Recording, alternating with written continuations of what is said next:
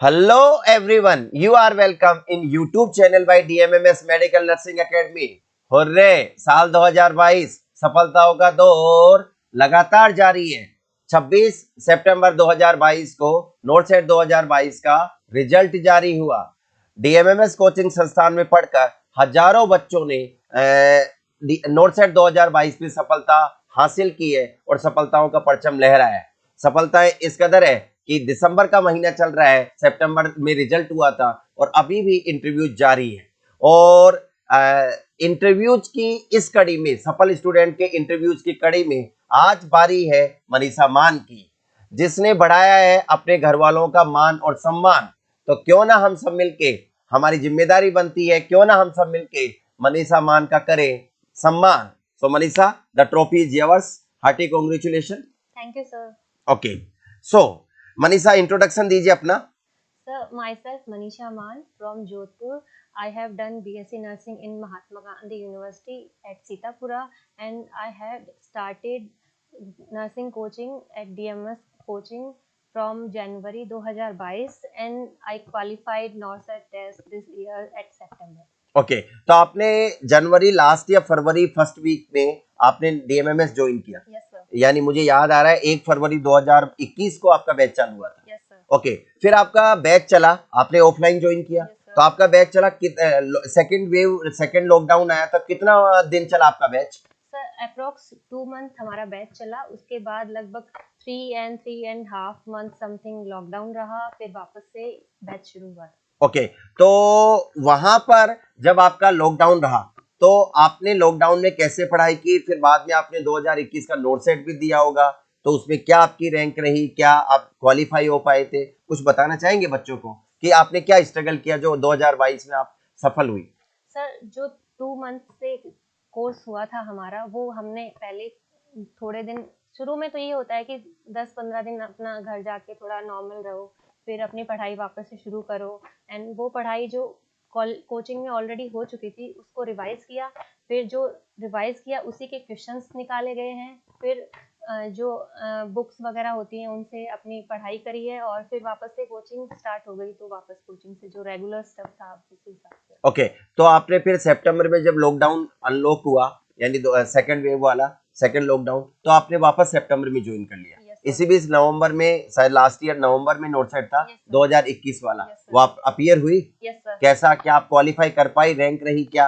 Sir मैंने 149 questions attempt किए थे और मेरा उसमें क्वालिफाई हुआ था, मेरा 15,000 रैंक रहा था उसमें। 15,000 रैंक रहा था। ओके, फिर उसके बाद रिजल्ट से आपको 2021 के रिजल्ट से निराशा लगी या ठीक थे, खुश थे? नहीं sir, I was quite happy कि मेरा नेक्स्ट ईयर हो जाएगा। ओके, यानी आपको लग रहा था कि नेक्स्ट ईयर हो जाएगा। Yes, फिर you kept continue with DMMS offline classes? Yes sir, I kept continue with DMS offline classes, but NORCET 21 से पहले हमें ऑनलाइन प्लेटफॉर्म भी प्रोवाइड करवाया गया था, उससे भी हमें काफ़ी बेनिफिट मिला। जो लॉकडाउन से पहले जो क्लासेस लग गई थी उसका रिवाइज करना बहुत ही कंपलसरी था, क्योंकि वो बीच में गैप भी आ गया था, और जो ऑनलाइन कंटेंट था वो एज सेम था जो ऑफलाइन है, तो हमें उस चीज़ का काफ़ी बेनिफिट मिला है कि बार बार जो टॉपिक समझ में नहीं आया है वो हम वापस से रिवाइज करके और उसको अच्छे से क्लियर कर पाए। ओके, तो आपने फिर मीनवाइल जब लॉकडाउन रहा या फिर नोटसेट का टाइम आया, तो आपको फ्री ऑफ कॉस्ट डीएमएमएस की तरफ से अच्छे स्टूडेंट्स को, सेलेक्टेड स्टूडेंट्स को आपको फ्री ऑफ कॉस्ट मिला ऑनलाइन क्लासेस, तो आप उसमें से पढ़ती रही। Yes sir. फिर उसके बाद रिजल्ट आया, उसके बाद आप ऑफलाइन क्लासेज में आती रही। सर कब तक आप लास्ट ऑफलाइन क्लासेज आती रही? लास्ट डे कौन सा था आपका, कब तक आती रही? सर रेगुलर तो मार्च तक था, उसके बाद में क्वेश्चन सेशंस लगे, हम उसमें भी आए थे बाद में, और अप्रोक्स 1 मंथ बिफोर हमने नॉर्सेट 22 के 1 मंथ बिफोर हमने कोचिंग बंद किया था ना। यानी आप अगस्त तक आती रही या जुलाई लास्ट या 10-15 अगस्त तक आप आती रही? Yes sir. क्योंकि एग्जाम 10-11 सितंबर को था, तो लगभग 1-1.5 महीने पहले तक आप आती रही। यस सर, वो क्वेश्चन सेशन जो चलते थे वो हम लेने आते थे, उसके बाद हमने लास्ट में की सेल्फ स्टडी भी पूरा टाइम देना चाहिए, तो 1 मंथ समथिंग हमने सेल्फ स्टडी पूरा कंटिन्यू रखा था। यानी आपको 1-1.5 महीने आपने मन लगा के सेल्फ स्टडी की। ओके, तो बच्चे ये जानना चाहेंगे कि जब आपकी कोचिंग चल रही थी ऑफलाइन, तो आपका बैच मॉर्निंग था? Yes sir. मॉर्निंग, तो मॉर्निंग बैच था, तो उसके बाद आप जब घर जाके कितने घंटे आप पढ़ती थी, क्या स्ट्रेटेजीज आपकी रहती थी, क्या कितने क्वेश्चन लगाती थी, कितने आप थ्योरी पढ़ती थी, वो एक बच्चों को बताना चाहिए। सर कोचिंग जैसे 1 o'clock कोचिंग कंप्लीट हो गई है, उसके बाद लंच करके प्रॉपर 1.5 आवर समथिंग का रेस्ट लेना होता है। उसके बाद से जो नोट्स अपने हैं उनको शाम तक मेरा ये था कि 4 घंटे या 4.5 घंटे उसको पूरा प्रॉपर रिवाइज करना होता था, और फिर वही आफ्टर डिनर 11 या 12 o'clock तक वो 3 and 3.5 आवर कंटिन्यू क्वेश्चन करने होते थे। ओके, तो एक आपने, मनीषा ने क्लियरली बता दिया है कि अगर आप कोचिंग कर रहे हैं या आप घर पे पढ़ रहे हैं तो डीएमएमएस में जब ये कोचिंग करती थी तो घर जाके थोड़ी देर खाना खाया, रेस्ट किया, फिर 2-3 घंटे जो डेली का डेली रिवाइज किया, उसके बाद शाम के टाइम पे इवनिंग में 8 बजे से 10 बजे तक 2-2.5 घंटे, 2.5-3 घंटे क्वेश्चंस लगा लिए। ओके, तो ये इसकी स्ट्रेटजी रहती थी। ओके, क्या आपने क्लास टेस्ट भी दिए डीएमएमएस में पढ़ के, ऑफलाइन क्लास टेस्ट? जब आपके क्लास टेस्ट आते थे तो क्लास टेस्ट में सबसे पुअर रैंक कौन सी रही आपकी, या सबसे अच्छी रैंक कौन सी रही? सर सबसे पुअर रैंक मेरी 65। 65th। Okay, out of somewhere 300-400 students, 65th, not bad. 65 भी बुरी नहीं होती। ओके, फिर उसके बाद कौन से टेस्ट में, कब, कौन से महीने की कौन सा टेस्ट था, कुछ याद है? सर ये लेंदी ईयर गैप है, मीन्स 2 ईयर समथिंग हो गए, तो इतना ज़्यादा याद नहीं है, बट हाँ टाइमली हर मंथ पेपर होते थे। और उसमें जैसे अगस्त में हो गया, सितंबर में नॉर्सेट 21 था, उससे पहले हुए हैं ये तो 22 आपकी से। पुअर 65th थी। यस फिर उसके बाद आपकी बेस्ट रैंक कौन सी रही और कौन से टेस्ट में? सर, लास्ट 2021 की नॉर्सेट से पहले प्री नॉर्सेट टेस्ट लिए गए थे 3, जिसमें फर्स्ट प्री नॉर्सेट टेस्ट में मेरी रैंक रही थी 7, सेकंड प्री नॉर्सेट टेस्ट में मेरी रैंक रही थी 5th, and third pre NORCET test में मेरी रैंक रही थी 4th। ओके, तो मनीषा ने बताया कि इम्प्रूवमेंट देखिए स्टूडेंट का, 65वीं रैंक थी सबसे पहले, उसके बाद प्री नोट सेट हुए 2022 में, अभी जो इसको सफलता मिली है उस एग्जाम से पहले। और प्री नोट सेट में जो डीएमएमएस में होता है वो पैटर्न सेम एम से जैसा होता है, नोट सेट जैसा होता है, वो 200 क्वेश्चन होते हैं, सारे सब्जेक्ट के होते हैं। तो उसमें हजारों बच्चों में इसने सफलता हासिल की और 7वां रैंक था थर्ड, पहले वाले में। फिर इंप्रूवमेंट आता गया, 5वीं रैंक आई और थर्ड में इसकी 4th रैंक आई। तो ये इसका इंप्रूवमेंट, इसका डेडिकेशन, इसका जुनून दिखाता है। ओके, कौन सी शिफ्ट में आपका एग्जाम था? Sir morning shift. Morning shift में। Yes sir. ओके, आपकी रैंक कौन सी रही, रिजल्ट बच्चे जानना चाहेंगे? Sir all India rank 810, 810। 810। Yes sir. अगर कैटेगरी रैंक पूछना चाहूँ तो? OBC girls 197। OBC girls 197, 197। बाकी ओवरऑल 810। ठीक है, तो पहले बच्चे ये भी जानना चाहेंगे, आपने डीवी करवा लिया है? Yes sir, I have done. कौन सा एम्स अलॉट हुआ आपको? सर मेरा फर्स्ट प्रायोरिटी एम्स राजकोट था, and I get that. First priority आपको मिली? Yes sir. So means you got your desired success. Yes sir. Happy with happy getting desired success. Sure. Okay, God bless you.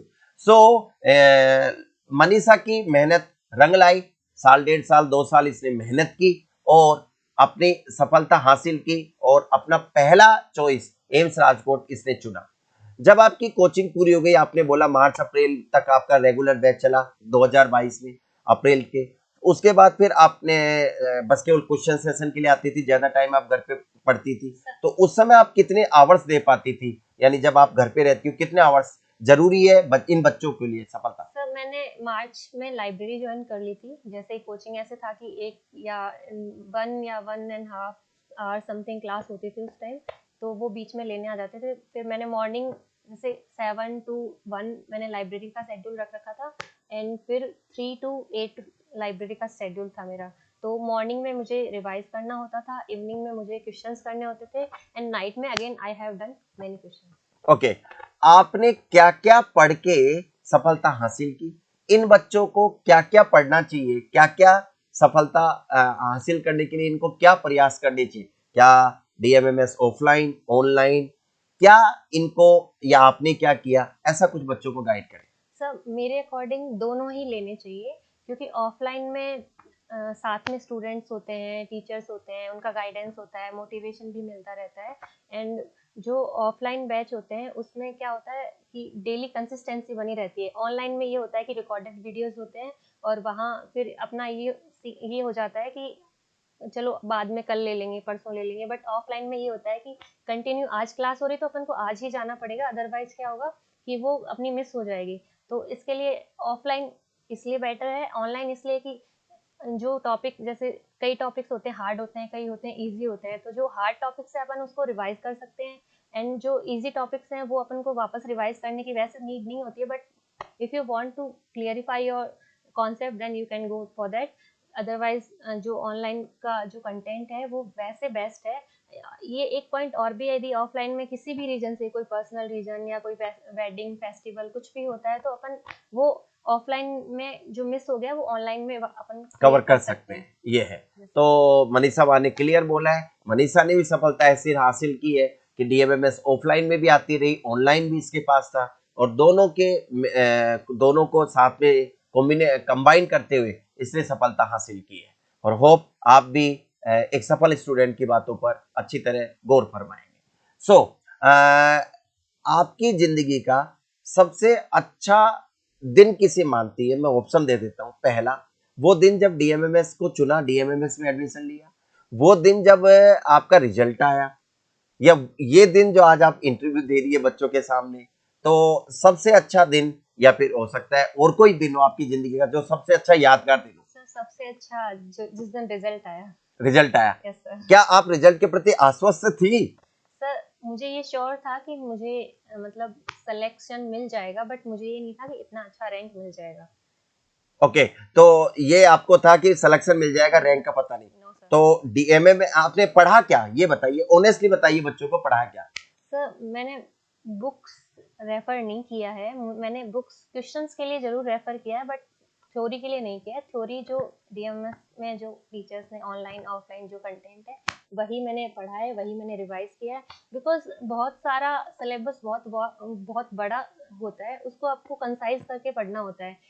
यदि एक ही topic को अपन बहुत broadly पढ़ेंगे तो वो जो मेन टॉपिक्स है अपने वो क्लियर नहीं हो पाएंगे, और उससे अपने एग्जाम में ही प्रॉब्लम्स आएंगी। ओके, जब आप एग्जाम हॉल से बाहर निकली, यानी 11 तारीख का एग्जाम था, 11 सितंबर को, तो एग्जाम हॉल से बाहर निकली, घर आई, आपने किसी से बात की होगी, तो उस समय आपका मोरल क्या था, आपका कॉन्फिडेंस क्या था जब आप आंसर सुन रही थी वगैरह, फिर बाद में बूस्टअप हुआ आपका क्या आपकी मनोदशा थी एग्जाम से निकलने के बाद? सर एग्जाम जैसे ही मैंने एग्जाम हॉल से बाहर आए तब ऐसे फील हुआ कि हो गया, इस बार क्लियर हो गया एग्जाम। ओके, घर वालों से भी बात की तो ये था कि हो गया, बाकी होप फॉर बेस्ट जो होता है देखते हैं। फिर बाद में ये था कि यूट्यूब पे जो क्वेश्चन सेशंस होते हैं कि जो पेपर सॉल्यूशंस मेमोरी करवाते हैं। बेस्ड जो सॉल्यूशंस होते हैं उनको देखा तो एक बार डीमोटिवेटेड हो गई, ताकि ऐसे लगा कि क्या पता ना हो, क्योंकि उनको प्रॉपर जो क्वेश्चंस की लैंग्वेज होती है वो क्लियर नहीं हो यूट्यूबर्स के पाती, पास बच्चे में अपनी नहीं हो मेमोरी पे पाती। बताते तो लैंग्वेज इधर से उधर हाँ, हो जाती है तो थोड़ा सा। आई वॉज श्योर कि मेरा क्वेश्चन सही है, बट फिर भी एक हो जाता है नेगेटिव थॉट कि क्या पता मैंने गलत किया हो। तो I was so bit sad nervous, हाँ। For 3 days, but after that I was happy कि मेरा हो जाएगा। हाँ, ओके। सो चलो एक मेडिकल टर्म में एक इंटरेस्टिंग क्वेश्चन पूछता हूँ।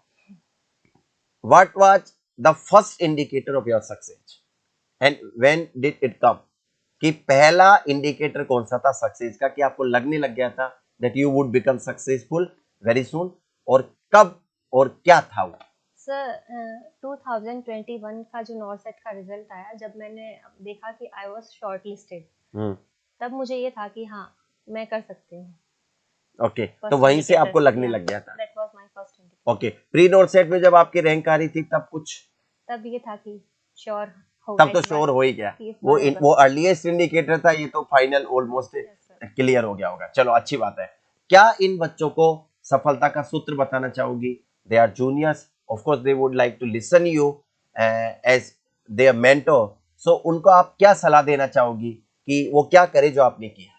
Sir first of all consistency matter करती है, आपको रेगुलर रहना पड़ेगा अपनी स्टडी को लेकर, और मेरा ओपिनियन ये है कि लाइब्रेरी एक बेस्ट वे है अपनी कंसिस्टेंसी बनाए रखने के लिए। और हाँ, मतलब ये है कि 1 मंथ में आप 1 और 2 गैप ले सकते हैं पढ़ाई से, बट आपको कंटिन्यू उस चीज़ को रखना पड़ेगा। ओके, तो लाइब्रेरी ज्वाइन करें, पढ़े कंटिन्यूअसली, एक बार अपना कोर्स कंप्लीट करें पहले, जो आप पढ़ रहे हैं ऑनलाइन ऑफलाइन, फिर उसको रिवाइज करने के लिए आप लाइब्रेरी ज्वाइन कर सकते हैं। सर ये और क्वेश्चंस भी जितने हो सके उतने क्वेश्चंस करो, क्योंकि थ्योरी कभी क्लियर नहीं होती है पूरी, जब तक क्वेश्चंस तुम्हें पता नहीं होता कि उस टॉपिक से क्या क्वेश्चंस बन सकते हैं। तो मेरा फर्स्ट पहले यही था, जब तक थ्योरी क्लियर नहीं हुई तब तक मैंने 70-30 का रूल था कि 70% मैं थ्योरी पे फोकस करूंगी, 30% में क्वेश्चंस पे। जैसे ही मेरा थ्योरी क्लियर हुआ, मीन्स 4-5 बार जो भी रिवाइज होता है वो मैंने किया, उसके बाद ये है कि 50-50 का रूल कर लिया, मतलब 50% मैं अपनी थ्योरी को दूंगा और 50% मैं क्वेश्चंस प्रैक्टिस को दूंगा। मनीषा ने बहुत अच्छी बात बोल दी है कि अगर आपका कोर्स पूरा नहीं हुआ, आप पढ़ रहे हो, तो आप 70-30 का रूल अपना सकते हैं। 70-30 मीन्स आप 70% टाइम आप थ्योरी को दें और 30% टाइम आप क्वेश्चन सेशंस को दें, क्वेश्चन प्रैक्टिस को दें। पर जब आपका एक बार कोर्स पूरा हो जाता है, 2 बार 3 बार रिवीजन हो जाते हैं, 50-50 के रूल पे आ सकते हैं कि equal times to both theory part and both theory part and to question practice, इन दोनों का बराबर टाइम दे सकते हैं। और इन बच्चों को कोई मोटिवेशनल वाक्य बोलना चाहोगे, जैसे मन के हारे हार है, मन के जीते जीत, ताकि ये बच्चे जब भी कभी निराश हो तो मनीषा दीदी का इंटरव्यू सुन लें और मोटिवेट हो जाए, ऐसा कोई सेंटेंस स्टोरी? सिर्फ जब भी खुद को लो फील करो कि मेरा नहीं हो रहा है, मेरा क्यों नहीं हो रहा है, उस टाइम सिर्फ दिमाग में ये लेके आओ कि मेरा होगा, क्यों नहीं होगा, that's it. Okay, so thank you, Manisha. Really, you made us felt proud, not only to DMMS, not only to me, all teachers, and of course to your parents also. Parents की reaction, आसपास में अब reaction सफलता मिलने के बाद? All were so happy. Happy happy. चलो अच्छी बात। ज्वाइन कब कर रही हैं? 19 को ज्वाइन कर रही हैं। दिसंबर। ओके, 19 दिसंबर को। Okay, so ladies and gentleman, it was all about Manisha Maan and it's her success story। तो आज के इंटरव्यू सेशन में इतना ही। जल्दी मिलेंगे एक और सफल स्टूडेंट के इंटरव्यू के साथ। बने रहिए, जुड़े रहिए DMMS के साथ। Thank you.